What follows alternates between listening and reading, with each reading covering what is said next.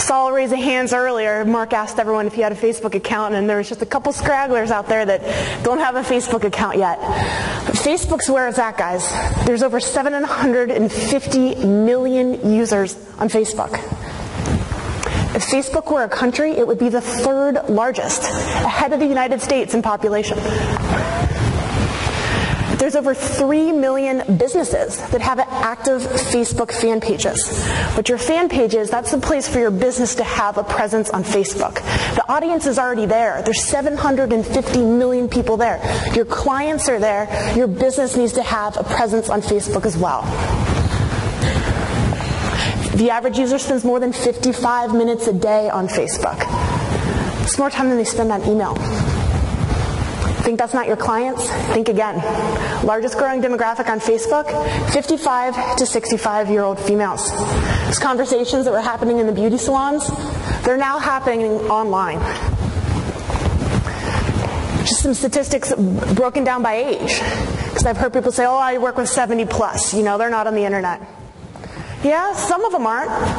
Some of them are, and it's growing quickly. I mean, I like to say, my mom is really funny. She's 58, classic boomer, and I remember 10 years ago, she was, or not 10, 5 years ago, oh, text messaging, that's for the kids. I'm not going to text messaging.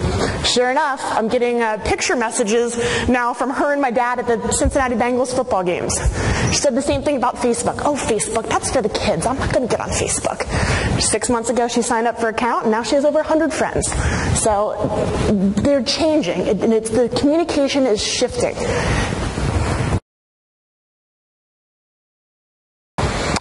Groups, LinkedIn groups are huge. I love the LinkedIn groups. And I get 50% of my website traffic from LinkedIn, and it's these groups. I'm connected to 43 different groups, more in the financial industry. They're the ones that I'm trying to connect with, because I'm trying to connect with people like you.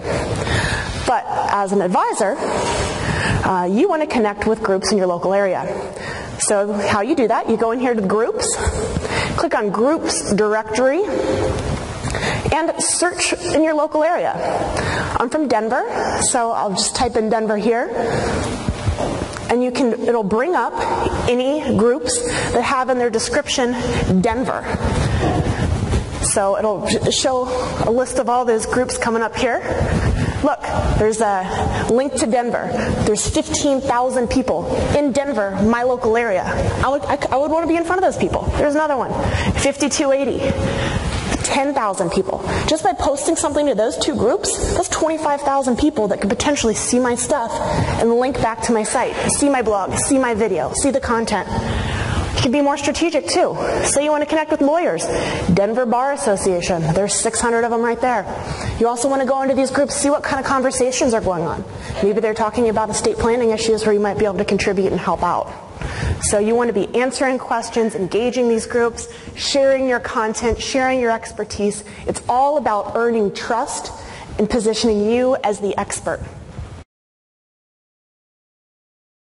FINRA has laid out, they definitely understand, they've laid out some guidelines and regulations. They came out with 1006 last year, 1139, they came out in August of this year.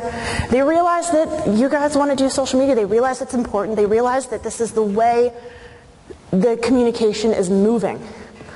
And they're trying to lay forth some rules and guidelines. And they've done a couple things. And even if you're not regulated by FINRA, if you're an RIA, you have compliance to be concerned with as well. And even if you're... So you need to be aware of these guidelines that they've set forth, and I recommend following them fairly closely. You need to have policies and procedures. So develop policies. What is your social media policy? It can just be as simple as 10 steps of things that, of positive things you'll be doing and what type of communication you'll be putting out there. You need to conduct appropriate training for anyone within your organization that's going to be using social media, making sure they're aware of various terminology. LinkedIn, for example, for an RIA, you can't have references on LinkedIn because that's considered an endorsement. So just explaining various things like that. Record-keeping responsibilities. There's a couple social media archiving companies in place, Arcovi, Smarsh, Socialware, Actiance. It's the same as email. You need to keep a record. Suitability. If you wouldn't say it offline, don't say it online. Use some common sense there. There's been one person that's got in trouble for social media, and I say that very lightly because it was more what they were tweeting. It was, Ta was her last name, but she put something on like over 140 tweets talking about promoting some stock that her and her family had personal interest in. You can't, and you can't say that offline either. And everyone's like, oh, advisor fined $10,000 for Twitter and taking their suspension license. It wasn't for Twitter. It was because they were saying stuff they shouldn't have said to begin with. Is separate. Online marketing is made up of search and social, and together they work together.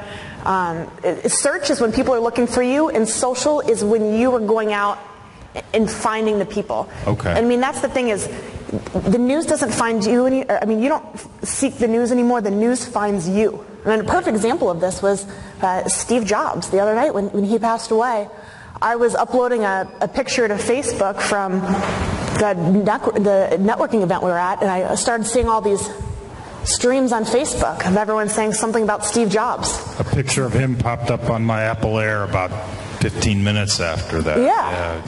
And it's the news comes to you, and that's social.